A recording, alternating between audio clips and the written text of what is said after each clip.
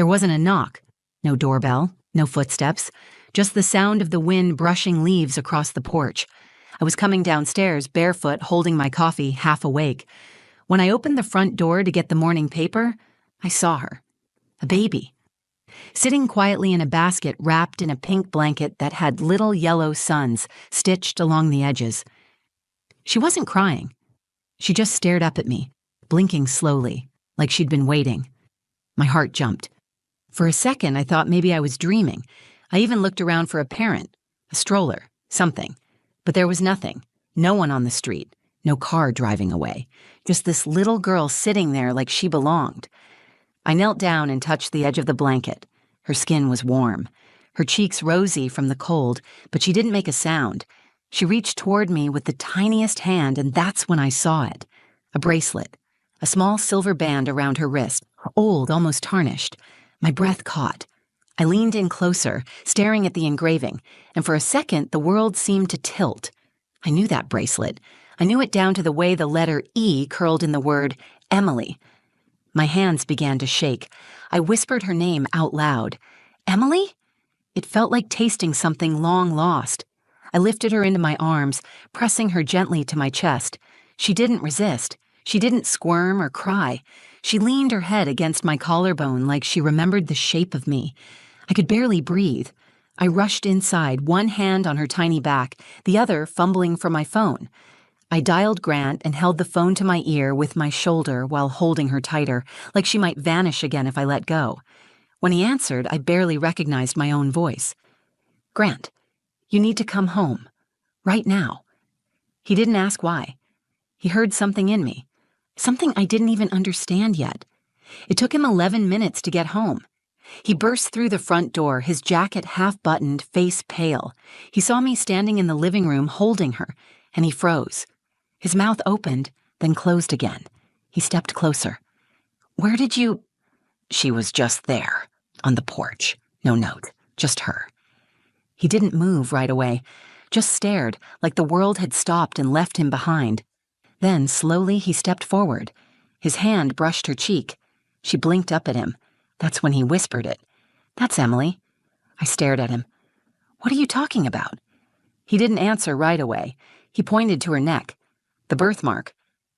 I pulled the blanket down slightly and looked. Just beneath her right ear, slightly faded, was a small heart-shaped birthmark. Our Emily had the same one. I had kissed it every night she was alive and in our home. My knees went weak. Grant crouched down beside me. His hand found mine. It's her. It's really her. Tears welled in my eyes, but I was too stunned to cry. I kept looking at the birthmark, the bracelet, her face. Her hair had grown out a bit darker and her eyes were deeper, older somehow, but it was her. Or it looked just like her. Still, doubt twisted in my stomach. How is this possible? Grant's voice cracked. I don't know, but I know my daughter when I see her. I looked back at her. She was studying me with those brown eyes, the same eyes that used to watch me while I cooked breakfast, the same eyes that sparkled every time she ran to the swings in the backyard. I didn't know what to believe, but something inside me whispered the same thing Grant had just said. She's home. I pressed her close again. I could feel her heartbeat. It was steady and calm, like she wasn't scared at all, like she'd never left, but she had. 2 years ago, she vanished from our backyard during a summer barbecue. One moment she was playing with bubbles, the next gone. The police searched. Dogs were brought in. Flyers were posted. We cried until there were no more tears to shed. And now this child, this baby, sat in our living room, wearing the same bracelet with the same birthmark, with eyes that looked like they'd seen too much. Grant stood up slowly. We have to call someone. I nodded, but I couldn't move yet. Not with her in my arms, not with her head resting just under my chin like she'd done when she was little and sleepy and warm from a nap. I don't understand, I whispered. Grant stepped toward the hallway. I'll get the phone. She shifted in my arms and reached up, her fingers brushing my necklace. She used to do that, always. Whenever I held her, the same motion, the same Emily. I held her tighter, and in that moment I realized I was terrified. Because if this really was our Emily, then where had she been? And who had brought her back? Before the baby appeared on our doorstep, our house was silent in a way that never felt right. It didn't matter that the television sometimes murmured in the background or that the dishwasher hummed late into the night. The kind of silence that lived with us was heavier than sound. It was the silence of a missing child. Every corner of our home still carried her imprint, even after 2 years. Her bedroom door remained shut. Her favorite shoes stayed on the shelf by the coat rack. I couldn't bring myself to box up her drawings or fold away her tiny pajamas. My name is Lena Holloway. I used to be someone who smiled without forcing it. I was a preschool teacher before everything stopped. Grant, my husband, is a high school science teacher. We were the kind of couple people described as solid. We did all the things parents are supposed to do. We planned meals. We built a swing set in the yard. We read Emily bedtime stories under a sky projector that played soft music. We were careful. We were ordinary. And then, in a blink, we were no one's parents anymore. Emily disappeared on a sunny Saturday in August. It was during a neighborhood barbecue. We had a dozen people in the backyard, neighbors, friends, a few toddlers running through sprinklers. One moment she was blowing bubbles near the lilacs, and the next she was gone. No scream, no sound of a struggle. We searched the entire yard within minutes. The police arrived before sunset. There were search parties and helicopters, thermal cameras, and phone alerts. Nothing ever turned up. No ransom call, no suspicious van, no evidence, just emptiness. That kind of loss doesn't fade. It stains every second. For weeks, I barely slept. I kept calling out her name at night, convinced I would hear her respond. I imagined her somewhere safe, with a kind stranger or a loving family. Then I imagined worse. Grant would hold me while I cried, but even he couldn't hide the truth. We were drifting. He still made us coffee every morning, still kissed my forehead before work, but his eyes were always searching, always tired. My mother Doris checked in every day. She brought casseroles and stayed even when I didn't want company. She insisted I leave the house once a week. "You're still breathing, Lena, and breathing is a start." I resented her for it, but I also needed her. The rest of the world kept moving. Seasons changed, stores put out Halloween decorations. The school down the street welcomed a new class of kindergartners the fall Emily should have started. Her classmates moved on. We didn't. We couldn't. One afternoon, about 6 months after she vanished, I drove to a local Walmart just to feel something. I stood in the toy aisle, running my fingers over plastic tea sets and tiny dolls. Then I saw a woman scolding her daughter for throwing a tantrum over a toy. I watched the mother pull the girl's arm hard and hiss something cruel under her breath. I froze. My chest tightened. And then I turned and left my cart behind.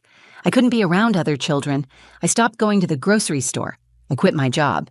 The only people I saw were Grant, Doris, and occasionally Janice, our neighbor from across the street. She brought us cookies now and then, asked questions too loudly, and always seemed a little too interested in what we were doing. Grant tried to help me hold on to hope. He built a tiny memorial bench in the backyard under the old tree swing. He put Emily's name on it with gold lettering. He said it wasn't a grave. It was a space for her. "For when she comes back," he told me. I didn't answer him, but I started sitting there every evening. I watched the sun dip behind the fence line. I listened to the wind move through the trees. I waited for something, anything, to change. We had stopped talking about the day it happened. The details were burned into our minds, and repeating them felt like picking at open wounds.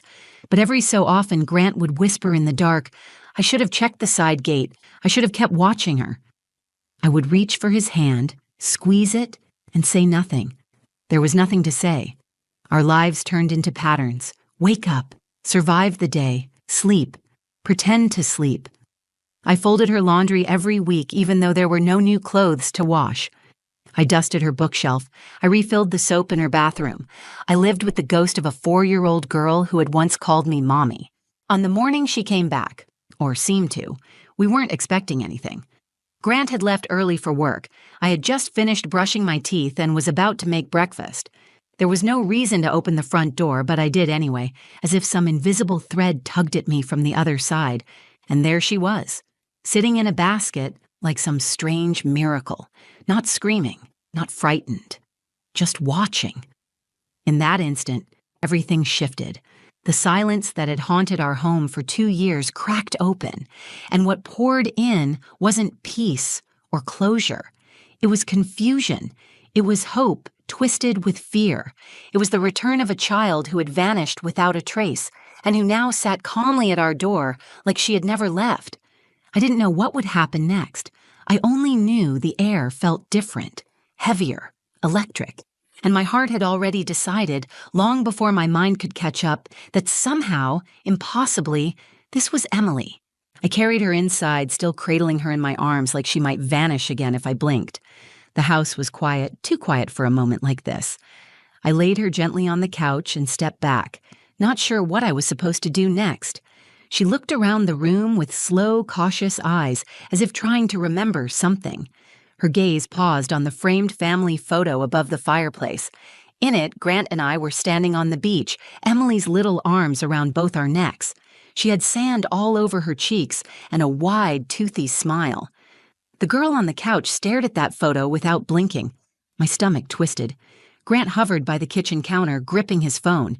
He looked at me like he was waiting for permission to speak. Should we call someone? The police? A doctor? I didn't answer. I knelt beside the couch instead. The girl reached for the hem of my shirt and held it gently in her hand.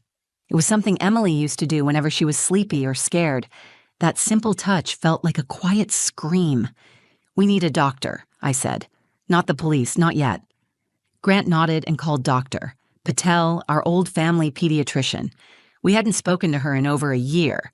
She listened patiently as Grant explained what happened. She didn't say we were crazy. She didn't dismiss us. She told us to bring the child in that afternoon and promised a full exam. While we waited for the appointment, I tried to feed her. I warmed up a bottle, then offered her a spoonful of applesauce. She hesitated but eventually took a bite. Then another. Her appetite was gentle, slow, like she hadn't eaten anything warm in days. Her silence lingered, but her eyes kept scanning the room like it was familiar. She touched the blanket on the couch, the edge of a photo frame, the base of a lamp. She picked up a stuffed rabbit from the corner basket. It was Emily's favorite. Her tiny hands gripped it tightly and she brought it to her face, burying her nose in the fur. "She remembers," I whispered. Grant sat down beside me, resting a hand on my back. His face was pale. Or she's just drawn to soft things. Kids are like that. "She knows this house," I said. "She didn't cry. She didn't flinch when we brought her in. Look at her. She's not confused. She's home." We both fell silent, watching her cradle the rabbit against her chest. Then she picked up a crayon from under the coffee table, something Emily used to drop and forget. She walked over to the far wall and began to draw. I nearly burst into tears at the way she crouched, tongue slightly sticking out, focused like nothing else existed. That was exactly how Emily used to draw. So intent, so serious. When she stepped aside, I walked over to look. My breath caught. There was a red door in her drawing, one with black lines across the middle like bars. Beside it, she had drawn a woman with yellow hair and no face. Next to her was a cage. Inside it, a small child. Grant came up behind me. "What is that?" "I don't know," I said, "but she remembers something." The rest of the day felt slow and fragile. Dr. Patel examined her carefully. She asked questions gently, but the child wouldn't speak. She didn't resist. She let the doctor check her ears, her reflexes, her heartbeat. Everything seemed physically normal. No bruises, no visible signs of abuse. But there was a stillness in her, a guarded calm that no child should carry. Dr. Patel sat with us afterward and folded her hands. "She looks like Emily," she said quietly, "and you say the birthmark matches. The bracelet, too. That's enough for me to order a DNA test. It'll take a few days." Grant asked the one question neither of us had said out loud yet. If it's not her, then who is she? The doctor didn't answer that. She didn't need to. We went home with a hollow kind of hope, a hope built on memories and shadows. The child held my hand the whole drive back. She didn't ask where we were going. She didn't ask anything. She just stared out the window like she was waiting for a sign she could trust. That night, I gave her a bath. She didn't fuss. She sat still, watching the water swirl around her legs.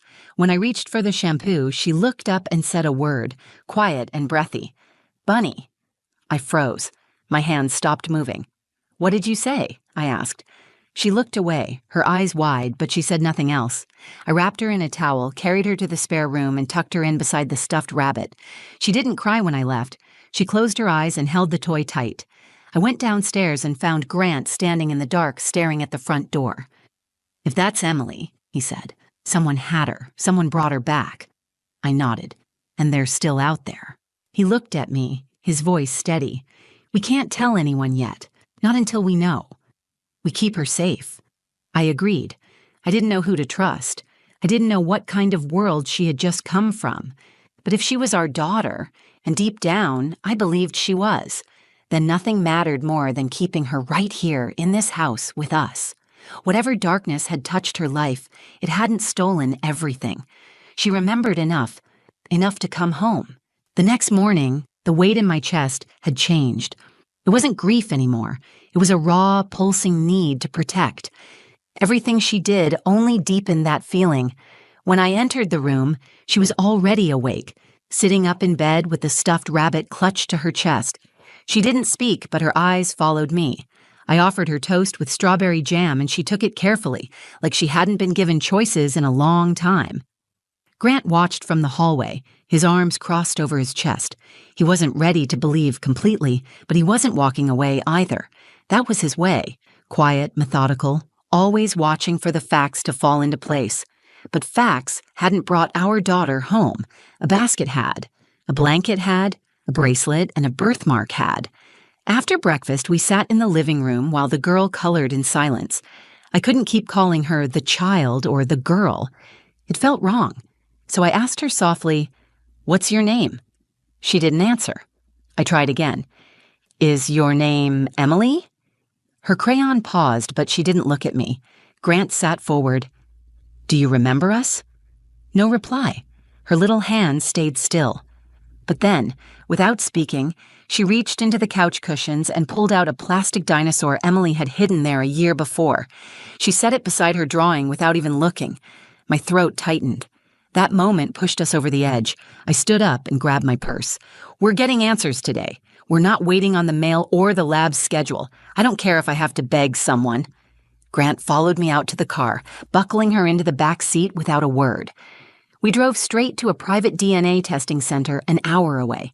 I had called ahead, crying into the phone until the receptionist agreed to squeeze us in. She must have heard something in my voice, something that made her understand this wasn't a normal request. At the clinic, a nurse took cheek swabs from me, Grant, and the girl. They said the rush results would take 48 hours. I couldn't wait 2 days. I didn't want to go home and sit with more questions. But we had no choice. We spent the rest of the day walking the neighborhood. We kept our heads down and our hands close. I carried her through the grocery store, bought her a pair of shoes, and let her pick a small toy. She chose a red truck with chipped paint. Emily had once picked the same model on a rainy day at the hardware store. I asked again, gently, "Emily, do you remember the red door you drew?" Still silence. But at bedtime, while I tucked her in, she spoke without looking at me. Just one sentence. "The red door doesn't open from the inside." I froze. My hand stayed on her blanket, fingers curled tight. "What do you mean?" She closed her eyes. "It locked." That was all she said. Nothing else came. But I didn't press her. I sat beside her until she fell asleep. Then I went downstairs and told Grant. He looked shaken, the color draining from his face. "She was locked in somewhere. She remembers." "We have to tell someone," I said. "The FBI, the police, somebody." He hesitated. "What if that puts her in more danger? What if whoever had her knows she's back?" I wanted to argue, but he was right.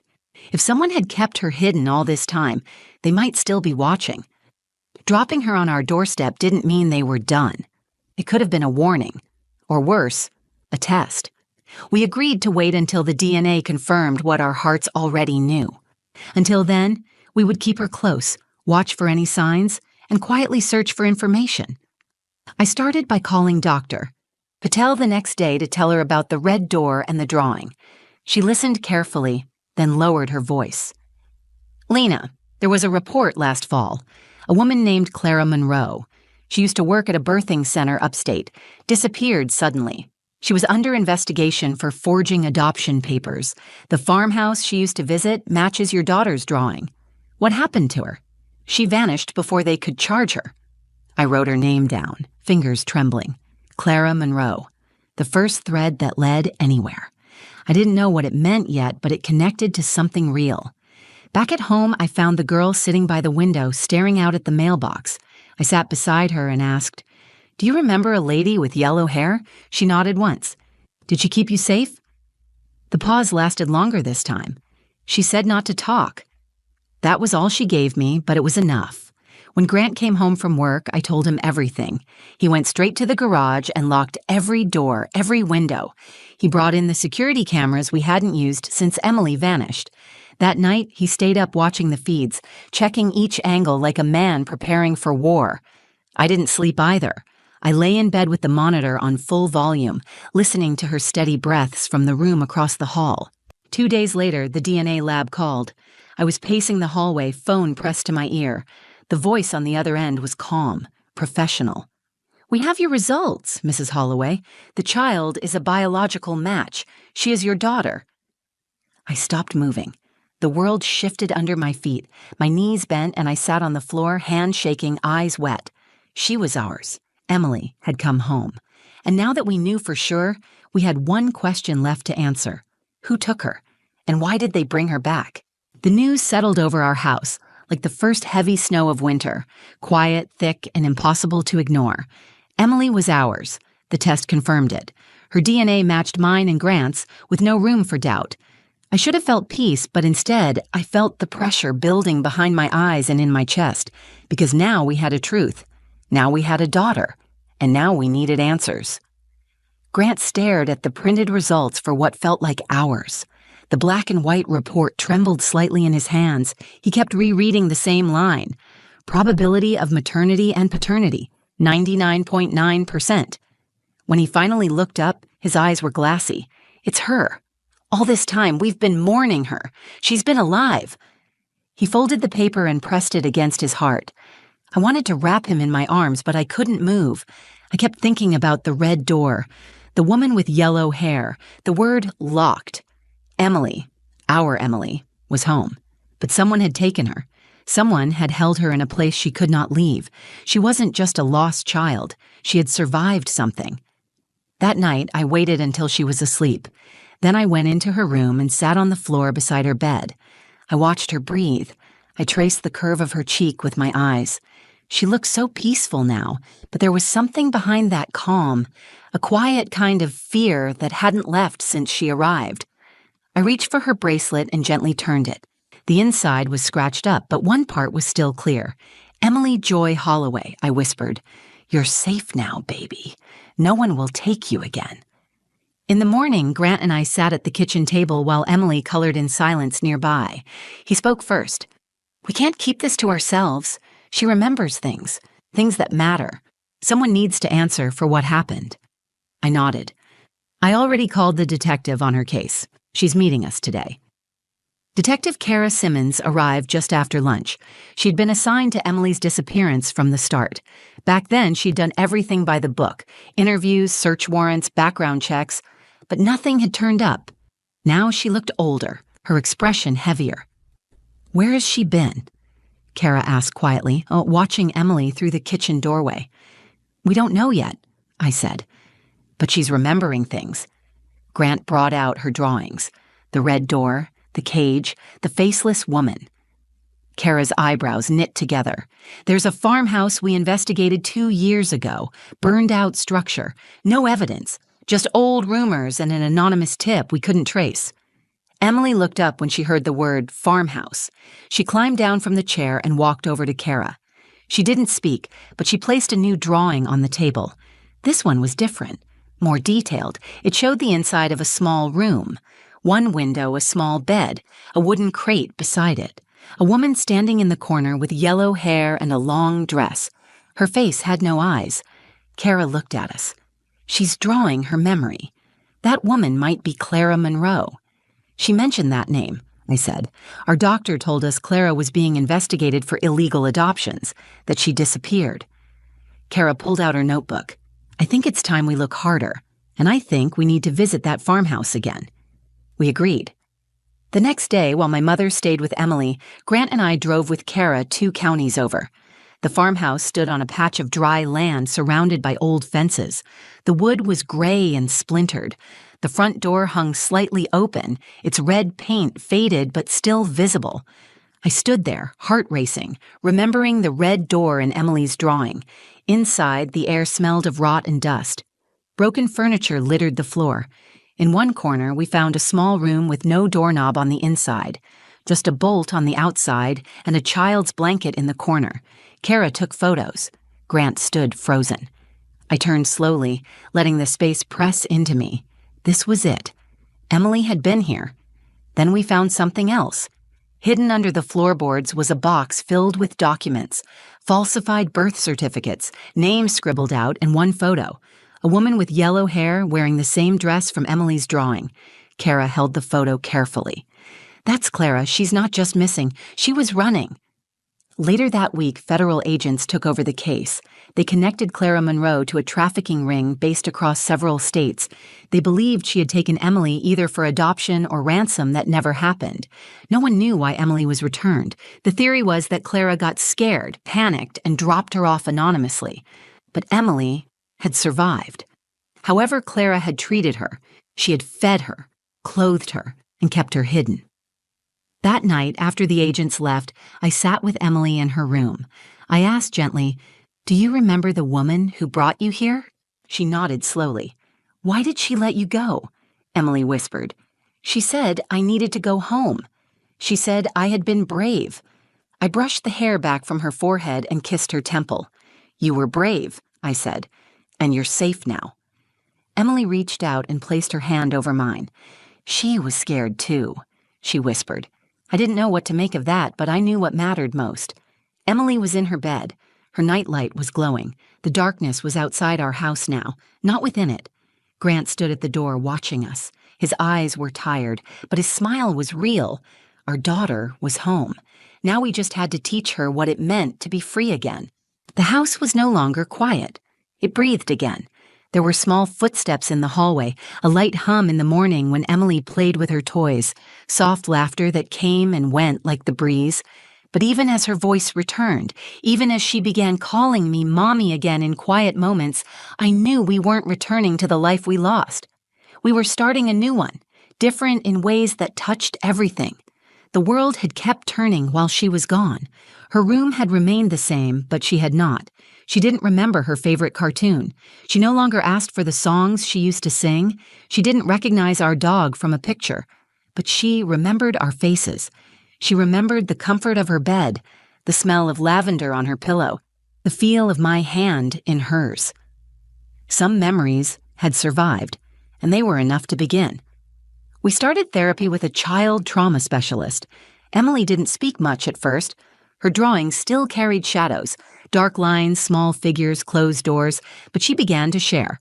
Slowly, she explained that Clara had told her to call her Mama and warned her not to speak when men came to the house. Clara, it seemed, had both protected her and kept her hidden.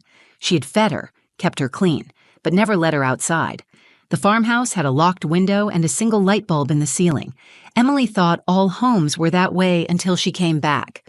One afternoon, after a long silence, she whispered something to me that I haven't forgotten. She cried too, at night. "Clara?" I asked. Emily nodded. She cried when she thought I was sleeping.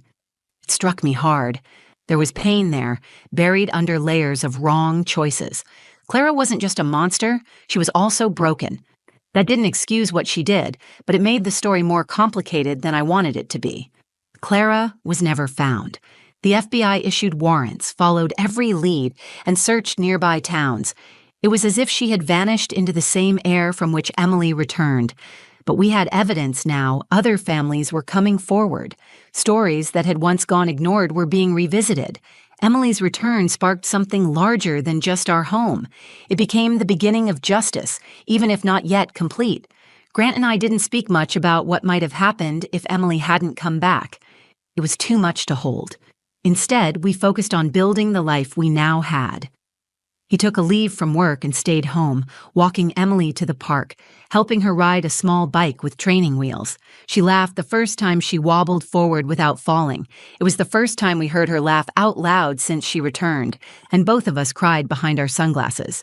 My mother came over every weekend. She brought Emily coloring books and always made a point to say, "You're strong, baby. You're so, so strong." Emily would nod, like she understood strength didn't always look loud. The neighborhood changed too. Janice moved away a month after the news broke. We never got answers about her involvement, but her quick departure raised more questions than it answered. No one missed her. Instead, neighbors started checking in more, offering meals, helping us clean up the backyard Emily used to play in. People came together. Pain had carved a space, and now something kinder was growing there. We didn't reopen Emily's missing persons file. We closed it. Officially. The local paper ran a story. Missing child returned after 2 years. Family reunited. Mystery deepens.